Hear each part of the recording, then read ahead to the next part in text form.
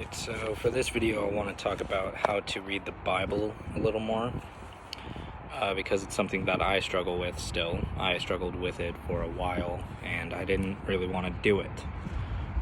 So I'm going to kind of talk about the things that help me, and then also some suggestions that I've been given. And when I say suggestions, I mean suggestions. I don't mean like this is a required thing, because there's really no like right or wrong way to get started. So first of all, just set some time away for it. Don't go into it being like, oh well, I don't have time for it. You do have time, you just aren't using it. So you need to set aside time, whether it be like an hour because you wake up earlier, or it's more than that because you feel like you need to. So I personally wake up a lot earlier because I like to go to the gym in the morning, and a lot of people will tell you that the Bible needs to be the first thing that you pick up when you wake up in the morning. I agree and I disagree, because for me, when I wake up in the morning, I don't really retain the knowledge that I'm getting when reading the Bible, because I'm still trying to wake up. So that's why I go to the gym first thing in the morning, and then after the gym, after I've showered, I go straight into a time of devotion, and I just allow myself to be in the Word of God, and I feel like I actually am awake then, and I can understand what I'm reading. So I definitely recommend setting some time away for God, and just reading the Bible whenever you have time. And another thing that helps is going out. I just started doing this last week, and I'm here at Fort Vancouver. I'm outside right now. It's a little embarrassing making a video like this because there's people walking around all the time, but it's a public place, that's expected.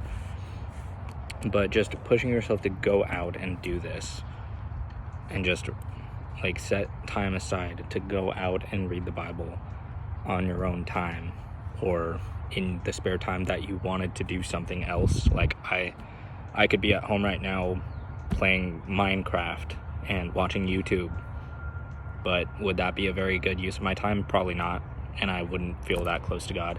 Also, it's really sunny outside, so that's why I'm wearing the sunglasses, because if I didn't, I would be blinded by how white these pages are right now. So yeah, just going out, just pick a place, doesn't matter where. I personally like places like this where there's like park benches or picnic tables, whatever. I like going places that it's like you can just have a nice view of the place. Like right now, I'm literally right next to Fort Vancouver. It's a really cool structure, and I can even see the train moving a little bit. But even just looking around up at the park, there's just a large green field. So like if you need just a little mind break from reading the Bible while you're here, you could just look around and see all the scenery. So that's another thing. Another thing is probably looking for like a devotional or a like prayer book that kind of like takes you through the Bible in its own way, or it gives you like a Bible verse a day or something like that. Recently I heard something about like reading a proverb a day, where it's like it has, I'm pretty sure Proverbs has like 31 chapters, and you can read one proverb a day as like your daily devotion, and it gets you through like an entire month, because most months have 31 days, or depending on what month you choose to do it on, it'll leak into the next month. But you know, I haven't tried that yet, but I definitely want to. What I am doing is a suggestion from the internet, which I definitely think is good, but I would not recommend this as like a required thing. So whenever someone tells you a suggestion like this, take it as that. Like, this is a suggestion that I personally am following, and it's working for me, but it may not work for you. That's why it's not required. So I am going through the Bible in a certain way, where I read the Gospels first. So first of all, you go through the Gospels, and then after you finish the Gospels, you go back to the start of the Bible. I skipped a step. So the Gospels, when you read the Gospels, the order that I was given wasn't Matthew, Mark, Luke, and John. Instead, you go John, Mark, Matthew, Luke. And that was fun for me. I had a lot more fun doing that than I thought, especially since that was like my first time ever opening the Bible to my own time. And now I'm at the beginning of the Bible in Genesis. So after you finish the Gospels in the order like that, you can choose to ignore that order if you want, but that's the order I did it in. Then you're going to go to the first 5 books of the Bible, which is Genesis, Exodus, Leviticus, Deuteronomy, Numbers. I think that was the first 5. I should have written that down. I wrote down the first 5 books instead of what the names were. But basically, the Gospels. So going back a step, the Gospels talk about Jesus and his life and his teachings and all of the work that he has done. So that's how you learn more about who Jesus was. And the first 5 books of the Bible will talk about the fall of man, God's chosen people, as well as the law, which is all of these sins, basically. And right now I'm in Genesis. I'm like right in the middle towards end, kind of. And after I finish the first 5 books, you go into the New Testament again, and you read Romans, Galatians, Colossians, which teaches an extended teaching, or it'll show an extended teaching of Jesus and his life and the law. So since I haven't finished this, I can't really tell you how effective this order is. There's an ant.